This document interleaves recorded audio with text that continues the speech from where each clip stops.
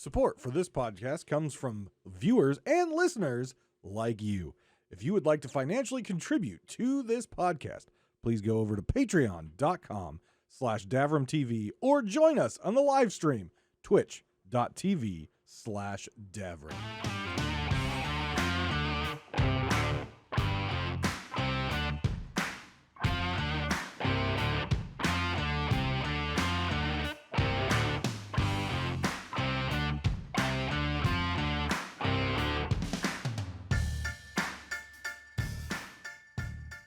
Welcome to Pirate Talk Radio, your podcast for Sea of Thieves news. There's always something to talk about, whether it be patch notes, whether it be bugs, whether it be exploits, whether it be cosmetics that personally I find beautiful but ugly at the same time. Sit back, relax, and enjoy the show.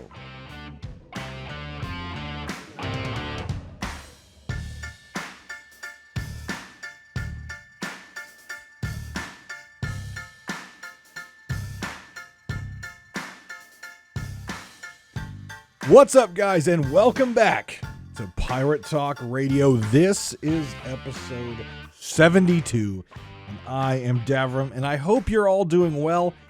I'm gearing up to be at Origins Gaming Fair in Columbus, Ohio next week.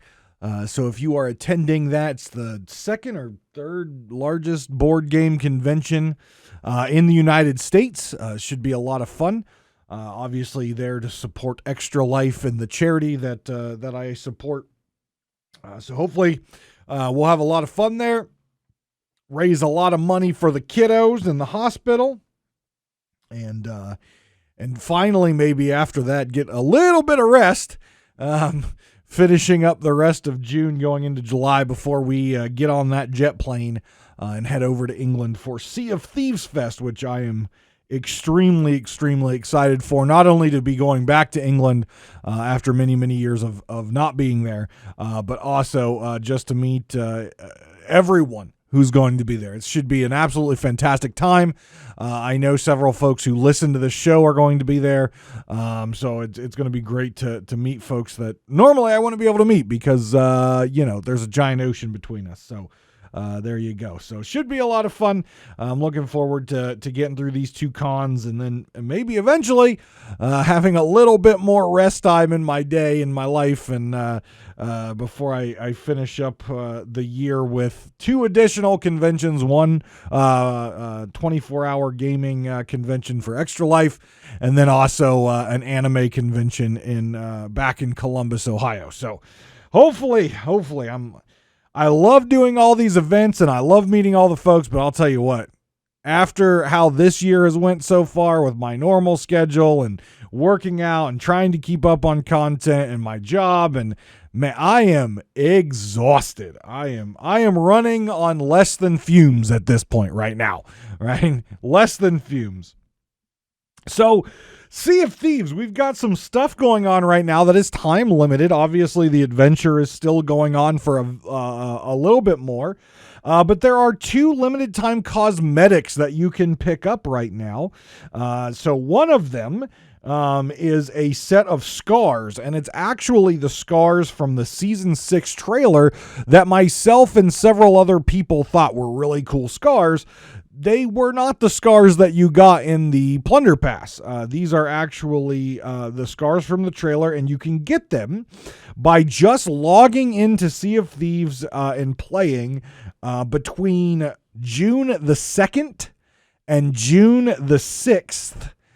June the 6th, 9 a.m. UTC is the time that the deal ends. So this is to celebrate, I believe it's 2 years now on Steam. Is that what it was? 2 years on Steam? Yeah, I think 2 years on Steam. That is what this celebration is. So you get a nice set of scars just by logging in and playing any amount of time between June 2nd and June 6th. And again, it ends June 6th, 9 a.m. UTC. So really it's June 2nd to June 5th if you're in the United States. Make sure you get in there and get your free scars. They look really cool. and they're designed really, really well. The other item that you can get, and this kind of goes along with what they're doing with the mystery and the transmedia that I talked about last episode. So if you're interested in what that definition is and how gaming companies are utilizing it and have been for quite some time, go back to episode 71. I go into that quite extensively. But if you go to seaofthieves.com and log into your account and then go to your account and social accounts or social links, whatever it may be, this is the same place you link your Twitch account. You can also link your Discord account, and you can link your Twitter account. Now, some people don't have Twitter, and that's absolutely fine. It's pretty simple to make a Twitter nowadays. So if you want these cosmetics, you might want to do that. But it's very clear that Sea of Thieves is really trying to push multi-platform content, right? And that concept of transmedia that I talked about last week. And what this basically is you're going to link your Twitter account on the Sea of Thieves website. You have to do this first. And then you have to make a tweet using the selected hashtags. And I believe the hashtags are hashtag Save Golden Sands or hashtag Ruin Golden Sands. And you have to use those very specific hashtags in your tweet, and you will receive a set of sales. The sales are very much like the sales that you get in the adventure for helping Golden Sands. They look very much like that, same kind of color palette. They're just the design is a little bit different. The ship looks a little bit different on the sales, but they're very reminiscent and in that same style. So again, you have to have a Twitter account. If you don't have one, make one. If you want to do this, you don't ever have to use Twitter if you don't want to, but you need to go to your seaofthieves.com, go to your account, click on the social accounts or social links and link up your Twitter account, and then make one tweet using the hashtag Save Golden Sands or hashtag Ruin Golden Sands, and you will be able to get your cosmetics. Now, the reason why I say make a Twitter account if you haven't got one, just if you want to follow Sea of Thieves things, because it's very apparent to me that Sea of Thieves is really pushing the social media, the three main platforms being Twitter, Facebook, and Instagram. They're really pushing that, right? They're releasing posts and pictures and things on all of these different platforms to drive engagement, right? Companies, marketing teams, and companies have departments that are dedicated to pushing out content on different social media platforms to build up hype, to do giveaways, to, get information out, whatever the case may be. There's whole social media departments responsible for this stuff. And engagement is one of their main metrics of success, right?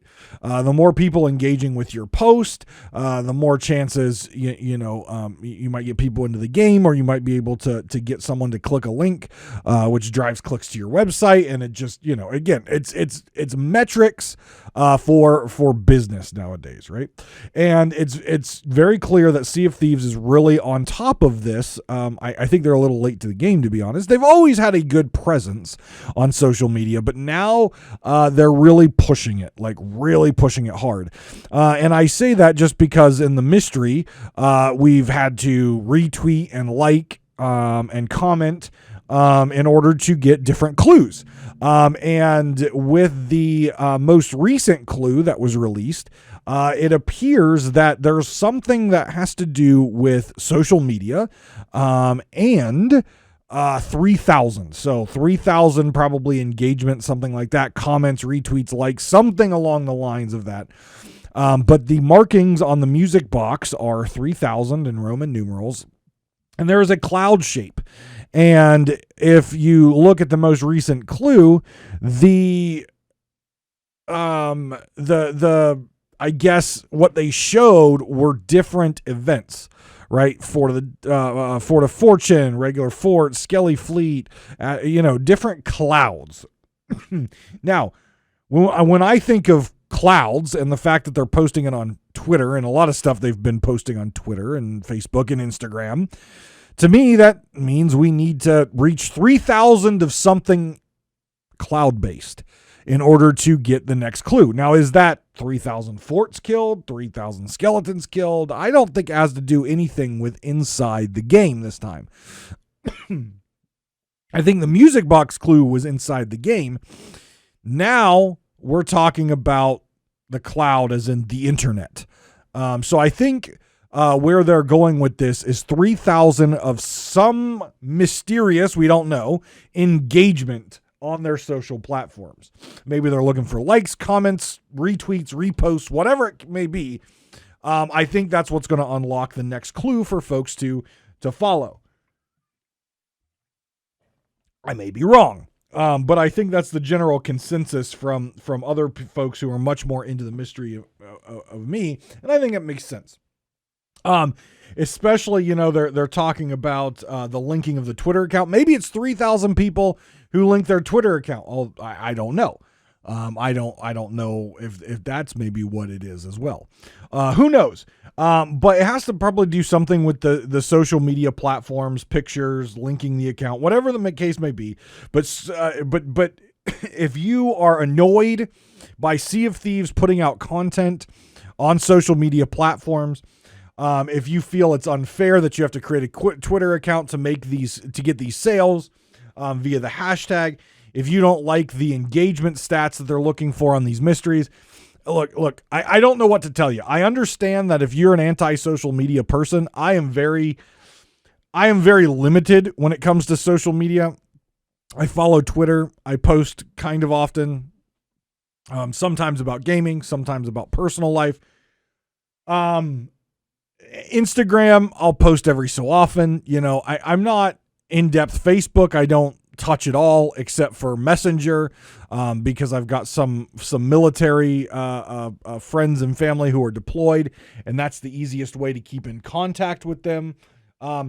So though I think social media is cool, it's not something that I'm kind of big on anymore, even though I know it's huge. People will tell you all the time, that's how you grow your stream and content and stuff. Look, I've been doing content for 5 years. Social media has very, very little to do with your growth on these kind of platforms. So whatever. So social media is obviously very important in business, and it's shows very important to Rare at this time. So if you're annoyed by this, I'm sorry, it's not going to go away. It's probably going to get much more worse for you, being an anti-social media person. If you like social media, if you're all over social media, if you like posting, retweeting, using hashtags, posting pictures, game content, whatever the case may be, this is right up your alley. It just falls in line with your normal stuff.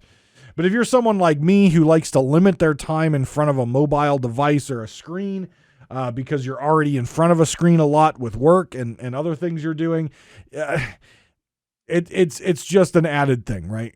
I'll get my sales because I'll post something with the hashtag when I go live one of these times on a stream, and I'll get my sales. It is what it is. I'll get them. But yeah, if you're frustrated with this, just get over it, because it's not going to go anywhere. They're going to continue to use social media quite a bit.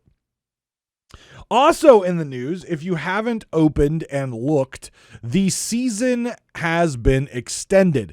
So last week, I don't remember how low the season was. I think it was down to 3 weeks left, so that would put us at the end of June. 5 weeks have been added to the season, so it went from 3 weeks up to 8 weeks. So we're looking at July. End of July before we get the next season. So why did they do that? Well, they didn't really publicly announce it. When they did it, I was actually informed by Captain Logan via Discord. He's like, "Hey, did you see this?" I'm like, "No, I didn't see it. What it's all about?" And we kind of dug around, and it was posted on the Sea of Thieves Discord, the official Sea of Thieves Discord. It was posted in. But I don't think they really posted it anywhere else. There was obviously nothing put inside of the game to tell you anything like that. So yeah, there's a couple ideas that I have I have for this, and one of those ideas is it's not ready, right? Season 7 is going to be let's be honest, it's the 1 year after Pirate's Life. Pirate's Life was released last year in the summertime. This is 1 year later. We're celebrating 2 years on Steam. So 2 years ago, Sea of Thieves went to Steam. On top of that, we had Pirate's Life last year. So I anticipate something big this year. I anticipate something big this year. I don't know what it is, but I also think part of it is also it's not ready. Whatever it is, it's not ready. And the other thing we have to keep in mind is this little thing called E3 and the Microsoft Showcase coming up, which happens in that leeway, in that period of time between now and the end of the season. Sea of Thieves is obviously a Microsoft studio, or Rare is a Microsoft studio.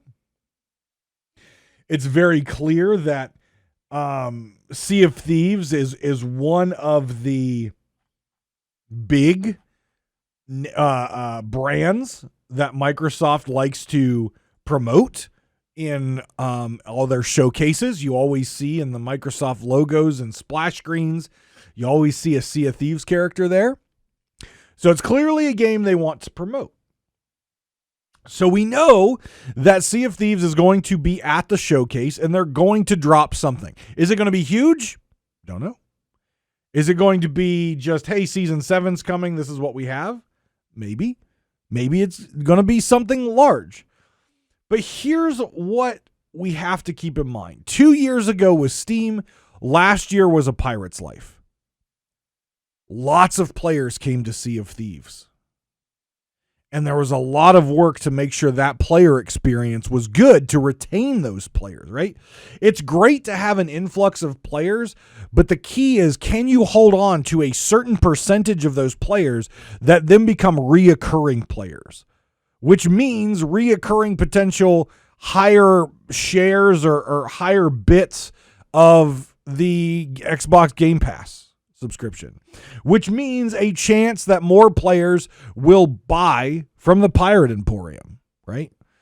Reoccurring players are your bread and butter. The players that keep coming back, spending money, buying the Plunder Pass, paying in the Emporium, paying for Game Pass, whatever the case may be, having those reoccurring players is very important for Sea of Thieves and for any game that's a live service, especially a game like Sea of Thieves that doesn't have a monthly subscription, like, say, a World of Warcraft or a Final Fantasy XIV. Sea of Thieves servers are not in a good place right now. A lot of rubber banding, a lot of weird things going on. I had reports the other day, and I saw it in a stream, that one of the players on this ship was in a thunderstorm. The other player was not.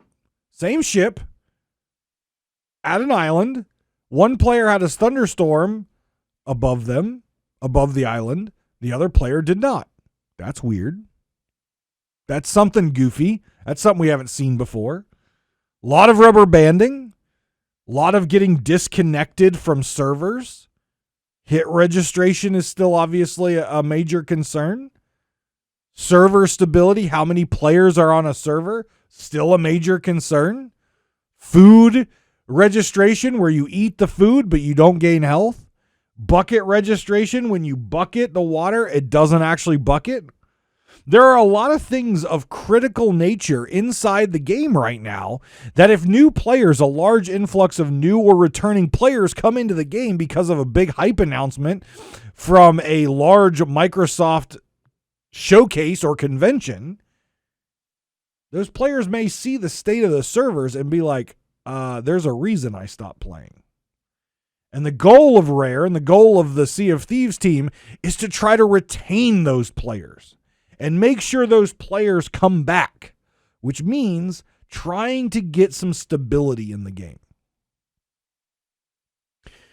So do I anticipate them making a decent size announcement? Yes, I do. I think they will. I've been talking to some people, and I know a lot of folks have given very positive feedback, including myself, on the style of voyage that the Veil of the Ancients has given us, right? Or the Legend of the Veil voyage. Sorry, the Legend of the Veil voyage. It's fun, it's different, it's modulated. It's a really good update to a very stale voyage system. And the Athena Fortune emissary and faction needed it the most. They had been gone the longest time without some sort of refresh. This is a great refresh for them. Now it's time, now that they can see the positive feedback from everyone on this particular voyage, now it's time to revamp all the voyages. And based on the roadmap of development for this year, it seems like Season 7 may be that time where you start to see some of those things that we got out of the Legend of the Veil moved into Gold Hoarder and Order of Souls and Merchant Alliance, where we see these changing voyages where it's just not go to that island, kill some skeletons. Go to that island, bring me a pig. Go to that shipwreck, bring me the manifest. Go to this island, dig me some chests. Right? Something that changes it up a little bit. And I think that may be something really cool that they should be working on, if not already doing, and might be the announcement we get. I don't know. Maybe it's a partnership that they've been working on, like the Disney partnership. Maybe it's the next iteration of A Pirate's Life where we're seeing Jack Sparrow come back. Who knows? There's a lot of different things that they could announce. They always surprise us in some way, shape, or form every single year, in my opinion. Is this going to be our big surprise for the year? Or is it just we're showing off Season 7 and what we've done with Season 7? They'll still get a spike of new players, especially on the Microsoft conference. They will get a spike of new players. Absolutely. But then they have to make sure their game is in a state that will maintain a percentage of those players. So I think it's a little bit of column A and a little bit of column B. Is Season 7 ready? I don't think it is. I don't think it would have been ready in a good, solid, stable state by the end of June when it should have released. I think they needed that extra time. And maybe they gave themselves a little bit extra time knowing that they had to make an announcement at the Microsoft showcase, and they're going to announce something, anticipate a big influx of players in, and they want to be prepared for it. I personally am a huge fan of companies who will delay the releases of updates and even releases of games if they know it's not ready. Because the worst thing in the world is to release something, to announce the release of it, and then drive players away before they even get into it because of major issues. Rare has done it in the past in Sea of Thieves. Many companies have fallen into that, where they set themselves a timeline, and that timeline comes and passes, and they push out the content, and it wasn't ready. Many games have fallen into that, not just Rare and Sea of Thieves. Many games have fallen into that. So I have no issue with companies pushing releases. I know for the gamers, I know for us, the gamers, there are many times where we're like, ugh, would you stop pushing this? It's been 2 years. It's been 3 years. Would you just release it already? But then if they went ahead and released it and it wasn't ready, guess what? Now everyone's complaining. Well, this game's crap. This game's buggy as hell. This game's awful, right? You would rather want the players to have to wait and be mad that they have to wait and then have an awesome game than push something out that's not ready and have a bad experience. So I think it's a little bit of both. I think we're going to get a really nice, cool update at the end of July, and I think it's going to be relatively solid. I think it's going to introduce some new stuff for us. Obviously, probably more stuff than a normal season would, and I think it's going to be relatively stable. It won't be perfect. Hit reg is not going to be fixed, and serviceability is not going to be fixed until they really think about pushing some of those ground up changes of their code, right? As long as you're still programming for the Xbox One, you're going to have to do a major revamp from the bottom up. And until that's in there, it won't be stable, but more stable is better than it is right now. So I'm not sure of how many of you noticed the push of the season, but if you're anticipating the end of the season come end of June, you're going to be sad because it doesn't happen now until the end of July based on the number of weeks that they added to it. And I'm sure that the C's are going to be quite dead going into July and mid-July before that update because most people have the season pass done at that point. Most people have everything done that they want to accomplish, and they're off playing other games, or they're out at the swimming pool, or they're out tanning, or going for a run, or enjoying the summer. Whatever the case may be, people aren't going to be sitting there playing Sea of Thieves when there's nothing new to play. So if you are a player who enjoys PvP and you enjoy player interaction, as many of us do who play Sea of Thieves, in my opinion, it's the only reason to play Sea of Thieves. The story is great, but having that interesting and unique player interaction at any moment, in my opinion, is the best part. And just be prepared. Just prepare yourself now. The C's are going to get sparse. They're going to feel even more dead than they do right now going into July and until we get the new update. Because this season will have gone on for much longer than it was meant to, which means players who didn't burn through it really quickly, they've definitely completed it by now. So it's going to thin out some more. But just hold fast, hang on, grab a rope, find some accommodations that you need to get done, and go out and have the opportunity now to do them without people coming around and you have to fight all the time. I know fighting's fun. I know naval's fun. I know shooting each other with guns and slashing with swords is fun. But sometimes when you got to hammer out some accommodations for delivering pigs and snakes and all that stuff, sometimes fighting gets annoying when you're trying to protect that livestock. So get out there, use this time where the C's are probably going to be slightly more dead, and get some of that stuff done. This is your opportunity to knock out those long-standing accommodations that you haven't got done yet.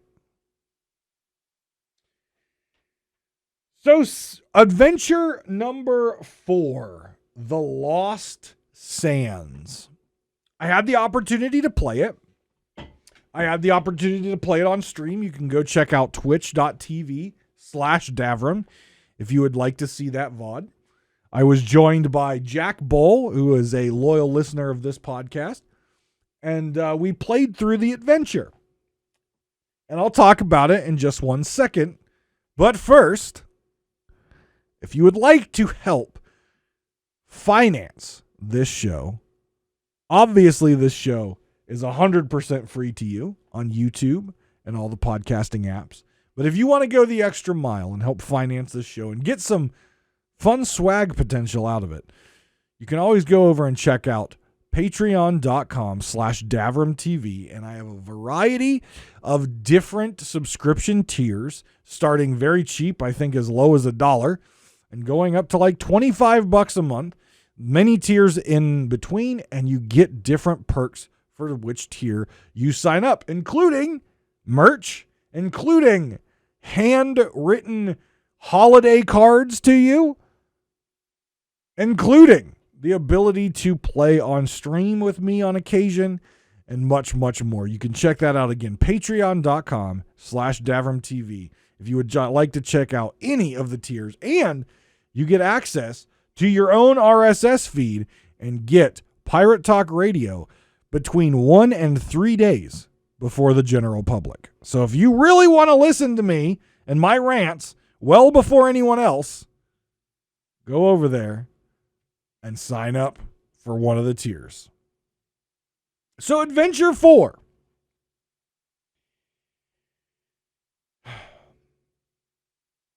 I have mixed emotions and mixed feelings about Adventure 4. They're mixed. They're like a bakery. It's got some butter in there, flour, some sugar, there's some lemon juice. It's just a big bowl of mixture. I like some things. I don't like some things. The one thing that I will say that I can't disagree with, it was built good. It was built good. There's no time gating. There's no requirement of more than one crew. There's nothing that will stop you from completing this adventure except you not doing it. So in that regards, it's probably one of the best adventures we've had. Because there's nothing in the game that's blocking you from taking part in the adventure. We've had that time and time again with some of these adventures. RNG here. RNG there. And just things that really just kill the player experience. This one doesn't have that.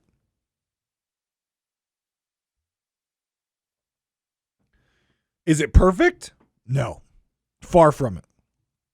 But I think it's probably the best adventure we had. Though the toxicity that I predicted in the last episode was very much there and is very much continuing to this day, people saying very nasty things in the game and online about the either the Merrick side or the Reaper side, and people taking this very, very much to heart and to like life or death situation. Look, it's a game. And it's the first time ever that Sea of Thieves has given us, the player, the opportunity to dictate the future of our game. They didn't have to do that. They could have spoon-fed it to us. They could have shoved it down our throats. This is how the game is going. This is what is going to happen. But instead, they're allowing us, the player, to take actions which will impact the game for everyone. And I think that is some awesome and cool power to have as a player. I think that is sick. I think that is awesome. So that on that side, I enjoyed this because I felt like my actions were meaningful. Me blowing up a rowboat at Golden Sands was meaningful. By the way, a side note, those rowboats are freaking sick. I don't know how many PvP battles I've been in that I've used that rowboat and just nuked the hell out of someone. I had this ship that was just chock full of loot. And we docked the rowboat to them, set the rowboat on fire after I had already chucked a firebomb on deck, which ignited a mega keg. And then after the mega keg went off, killed both players, the big boom in the back went off on the rowboat and just insta-sunk their ship. These rowboats are so cool.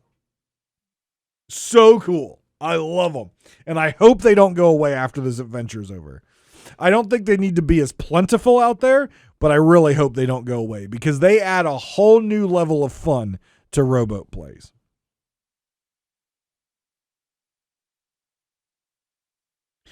So I've heard a lot of people with this adventure say that it's unfair. And they say that it's unfair because they wanted the objectives of both sides to be the same. To me, that would be lame. That would be boring. And I can tell you this, if they made the objectives on both sides the same, the Reapers would be kicking the ever-living shit out of the Merrick team. Because already, on this day of this recording, the Merrick team has never been ahead. Not once. The Reaper team has always been in the lead. Every post that Sea of Thieves has made, it's either been a stalemate or the Reapers are winning. Merricks have never been in the lead that I've seen them post. If you made it so that on top of exploding the rowboats at Golden Sands, if you made it that Reapers could purchase bananas crates and wood crates and all that fun stuff and deliver them to Reaper's hideout, are you kidding me? Are you kidding me? It would be unfair. The Reapers would dominate this. Maybe they wanted another option where you blow up the rowboat somewhere out in the nether and it hurts the Reapers. Well, here's the thing. That would be unfair on going on the Merrick side because these rowboats are literally everywhere. They are everywhere. And people set these rowboats off in PvP situations out in the water at different islands. So people who are being Reapers, who are being pirate hunters, would be punished for using the rowboat because if they exploded it outside of Golden Sands, it would count against them. And yeah, I know for the first couple days of this, based on the fact that blowing up a stolen rowboat is part of the adventure, that it helped Merrick. And Rare quickly told everyone that it didn't. Because again, those rowboats are everywhere. You could set those rowboats off at every single island almost right now, and that would just be unfair going that way. You can already buy the supply crates you need for Merrick and go deliver it. You already have a pretty simple leave Golden Sands, go to Sanctuary, buy shit, go back to Golden Sands, sell shit, go down to Plunder, buy shit, go up to Golden Sands, sell shit. On top of finding whatever things you find out there, wood crates, banana crates, everything else, and sell it to Merrick. Right? You already have that. Giving you the ability to buy to explode rowboats all the time everywhere would just make it unfair the other way. I think they picked the objectives well. The only thing that I would add to the objectives is I think there could have been something more reaping about it, right? I think they could have had an item on Golden Sands.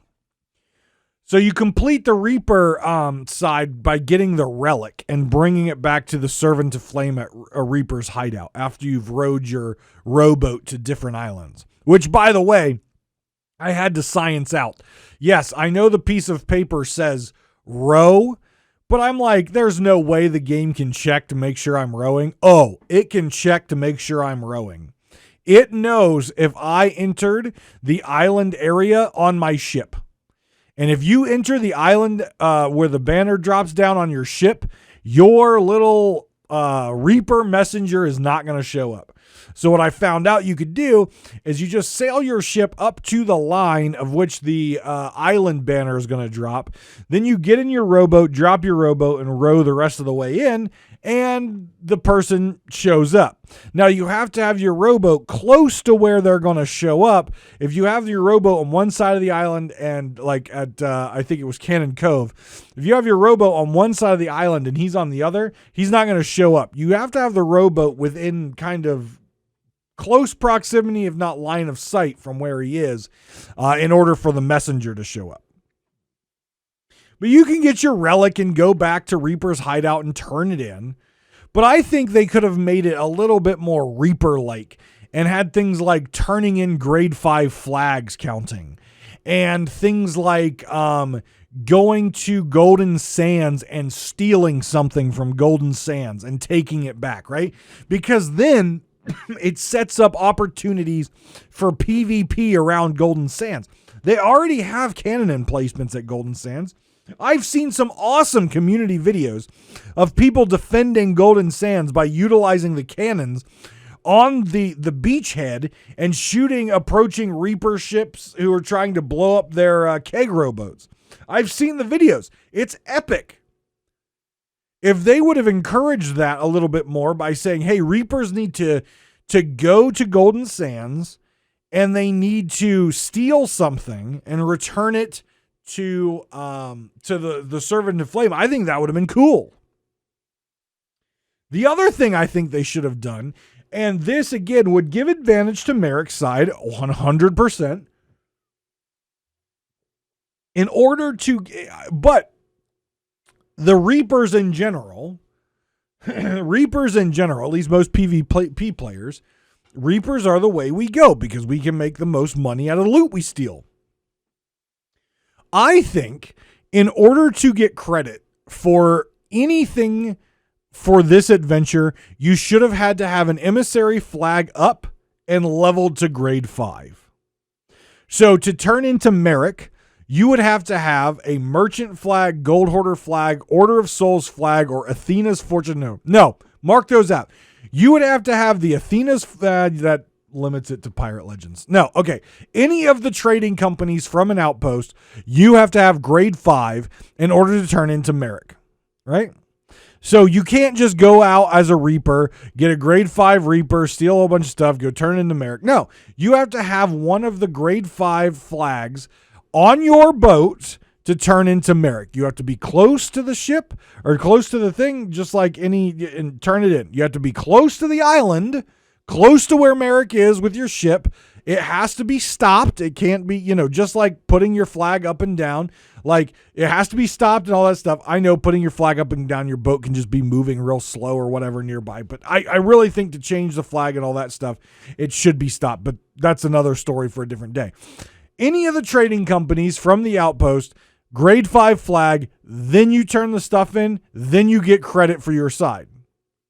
On the flip side, Reapers would need a grade 5 Reaper flag, steal the thing from Golden Sands. Let's say it's a relic. Let's say it's, something from their supply crate, whatever it may be. And you turn it in at the Reaper's hideout and you get your credit there. Blowing up rowboats, absolutely fine. Turning in other grade 5 flags, not grade 1, not grade 2, not grade 3, grade 5 flags only, also count. I think they could have done something a little bit more interesting to really put conflict around Golden Sands to make it feel more like a war. I've seen great videos, as I said, out there of people already doing this, already defending or attacking Golden Sands and battling other people around the island or on the island. I think they could have made this very interesting, a little bit more interesting than it is right now. But I think it would have been cool that in order to turn this stuff in, you had to have a grade 5 flag, either the trading companies for Merrick or grade 5 Reaper flag. It would just make the player interactions more interesting. And it would make it feel like a war, not, the freaking cargo runs, right?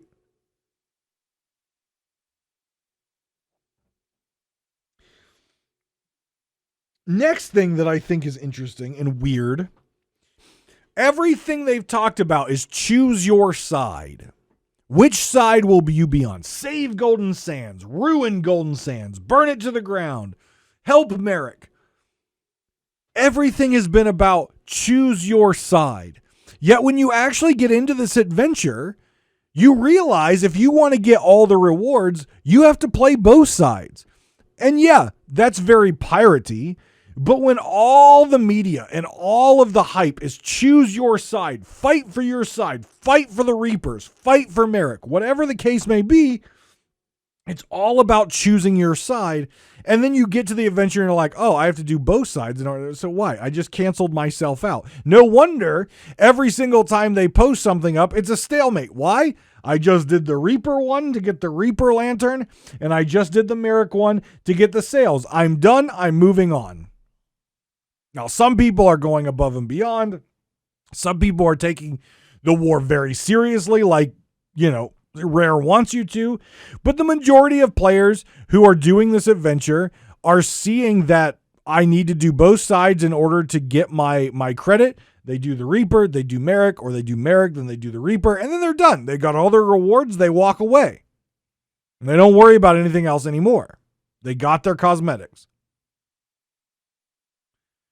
So it was really interesting to me that everything they put out about this was choose your side, but at the end of the day, you had to play both sides. And I thought that was weird. I think what they should have done is you pick your side and you get both cosmetics for completing your side. Yeah, it's less deeds to do, absolutely. But if you add in there, get to grade 5 before you turn the stuff in, that adds kind of a challenging line item to the deeds. Add grade 5 in there. That makes it challenging. Then you complete all your deeds and you get both rewards, and you get both the sales, you get the lantern, and you get the title. And then you've picked a side. You're not wishy-washy on it. You're not playing both sides. You pick a side. You actually put a stake in the ground and saying, I'm with Merrick. I'm with the Servant of Flame. You're not playing both sides. I think this entire thing about being a stalemate so much is because the majority of players are just doing both sides once in order to get their cosmetics, and then they're done. They're not playing it like a war. Some people are, but I would say the majority of players are not. And I think most of the messages and most of the status updates on this has been a stalemate. I'm logging in right now to seaofthieves.com and checking the adventure. Let's see. The forces of ruin and reconstruction are at a stalemate. Jump into our latest adventure and help determine the fate of Golden Sands. Well, if I jump into your latest adventure to help the fate of Golden Sands, I've got to play both sides, which means, guess what? It doesn't tilt one side or another. I think this was a bad design choice on Rare's part. If they really wanted this to sway one way or another, they should have made the adventure, you pick your side, you stick with your side, and that's what you do. You don't have to play both sides to get all the rewards. You do your side, you get both rewards. Don't make it that if you pick Merrick's side, you're stuck with Merrick and you only get the sales. Don't make it that if you go with the Reaper side, you're stuck with Reapers and you only get the lantern. Make it so both of the cosmetics are available for your side. You only have to complete your side's worth of deeds, and then throw in there the grade 5 thing that I mentioned earlier to really encourage the battle, to really encourage the PvP, to really encourage player interaction, to really encourage the defense of Golden Sands and the attack of Golden Sands. Really play that narrative. Dive into it.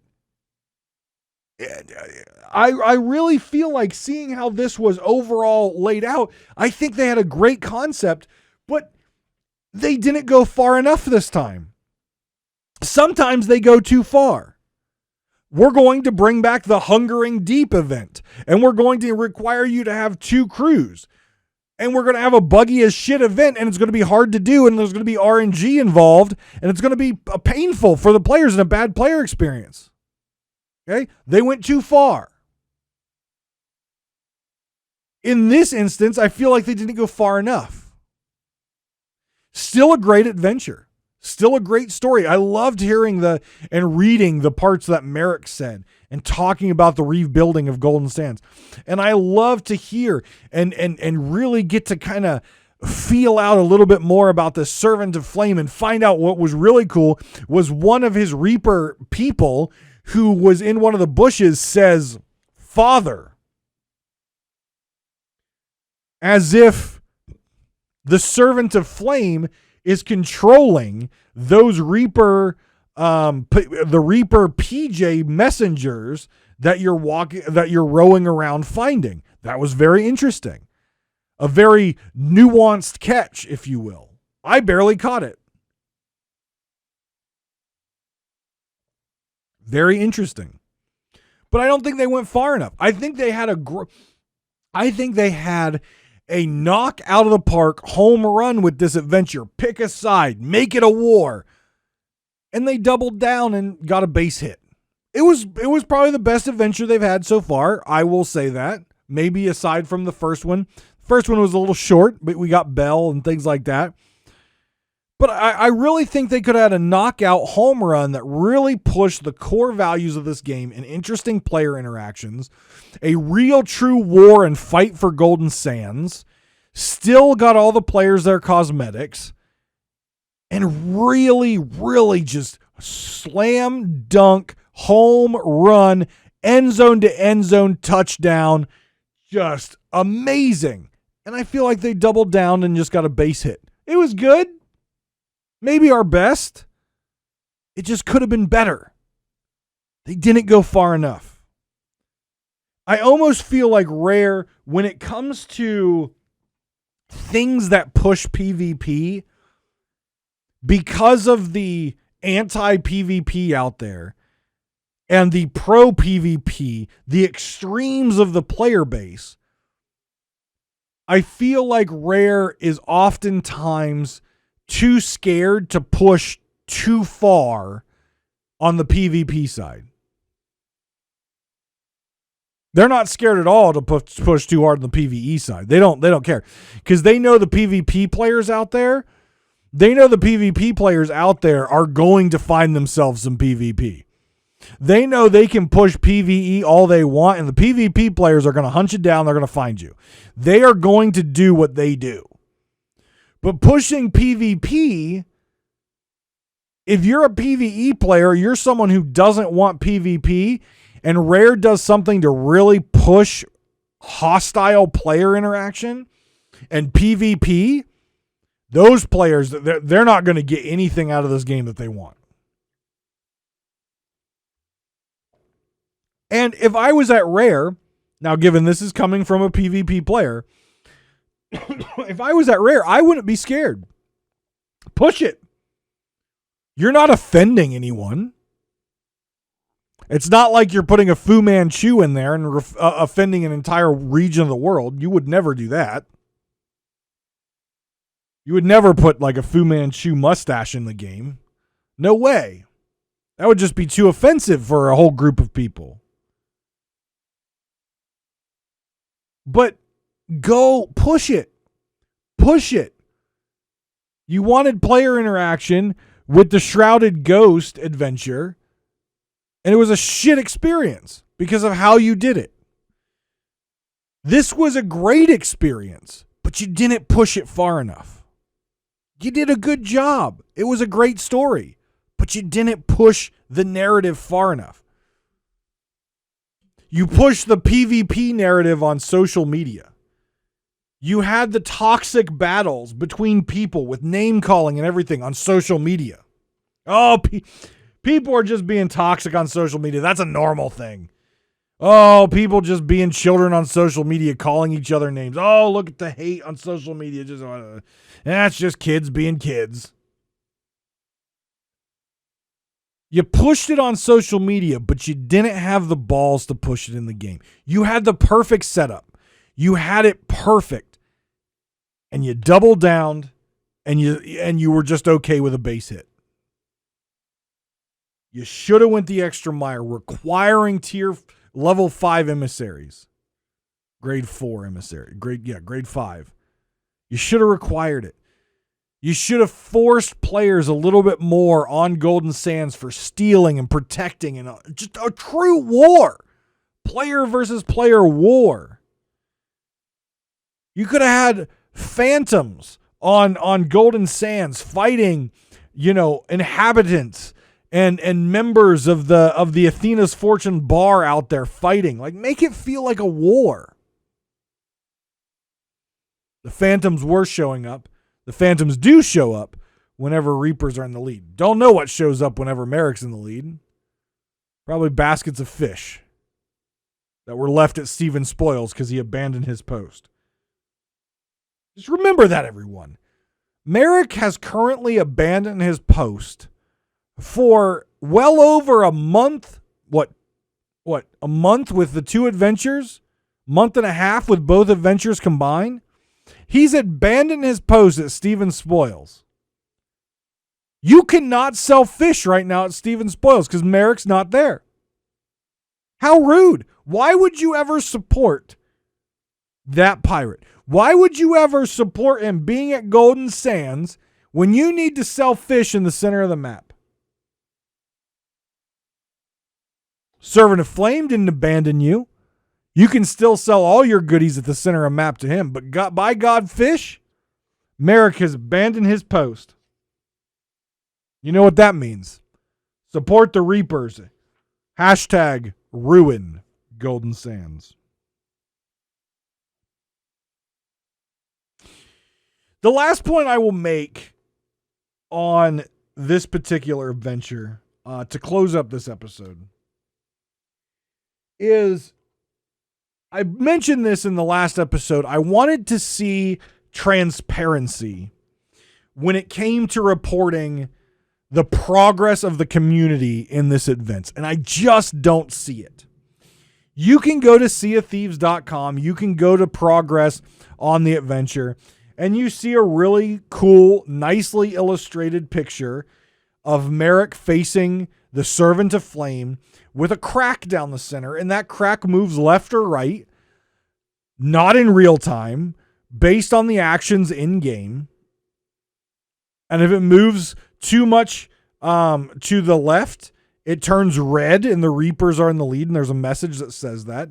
If it moves too much to the right, I assume it turns blue and there's a message that says Merrick's in the lead. There's nothing in game that shows this to my knowledge. I don't know if that same picture is also in game. I know the adventure has a picture in game, but I haven't seen that picture change like the one on the website. They have on the back end, and they've used this many times, such as the global kill skeletons when we had that event, the Reaper versus the Reaper versus the World event. They have transparent in-game tracking systems that can show players live looks at what they're doing and how their actions are directly impacting the outcome of whatever event is going on. And I think it was a big miss this time that they did not somehow integrate the ability for players to see in real time what turning in that fruit crate did, what turning in that wood crate did, what blowing up that rowboat did on Golden Sands. They don't have a real-time tracker in the game with numbers or whatever that's showing what you're doing is actually impacting anything. All that we have is an image on the website that we don't know if it's updating real time. It probably isn't.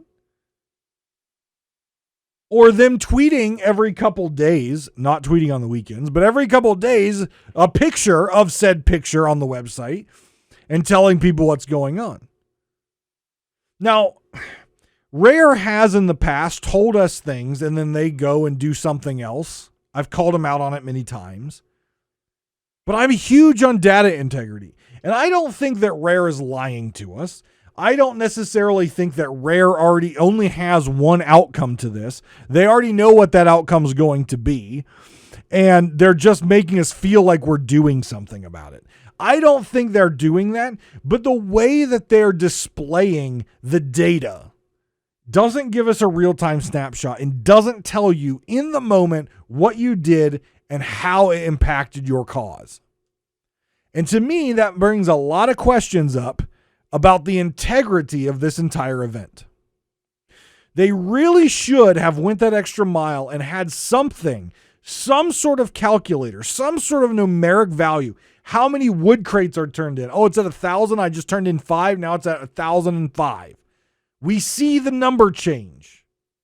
We see the reputation for Merrick change. We can see the numbers change in rebuilding Golden Sands. Or you blow up a rowboat and the numbers of rebuilding Golden Sands goes down and the rowboat, whatever the case may be. However you may want to quantify it in a meaningful metric, they should have had that, and they should have had it in the game. So as players are taking part in this event, they can see in real time with something that's not just a stagnant image how they are doing. They have it in the game. We've used it before. And I think a system like that would really go a much longer way to make players be more engaged in this war. And a relook at the design of the war to force players to be in more close quarters and hostile interactions, PvP interactions, i.e., at Golden Sands, I think would have really, really made this event just absolutely amazing. And they wimped out. They didn't go far enough. Maybe they didn't have any intention to. Maybe they didn't have time. I don't know what the case is. But I think they made such a good story and made overall a solid adventure. But they really could have taken it to the next level with just a few minor tweaks. Just a few minor tweaks. I hope you guys are enjoying your adventures. I hope you're having a good time on the seas. I hope you're not too bummed out if your side doesn't win. I'm not sure what they're going to do in a stalemate. I suggested that Joe Neat and Mike Chapman get locked in a room and they're given Nerf weapons and they have to fight it out. That was my suggestion. I don't think they're going to take that suggestion, but that was my suggestion. But I hope you're having a good time out there on the seas. Finish up the adventure if you haven't done so already. Get on your side and do what you can to support burning Golden Sands or saving it if that's where you are. You can always hit me up on Twitter, Davrim TV on Twitter. You can follow me on Instagram, Davrim TV on Instagram. You can follow me on Twitch, Davrim on Twitch. You can also email the show, Pirate Talk Radio Podcast at gmail.com. And you can join the Discord server if you would like to chat. Thank you very much, guys, for enjoying another episode of Pirate Talk Radio. I hope you're doing well out there. Take care of yourselves and each other. And I'll talk to you next week on Pirate Talk Radio.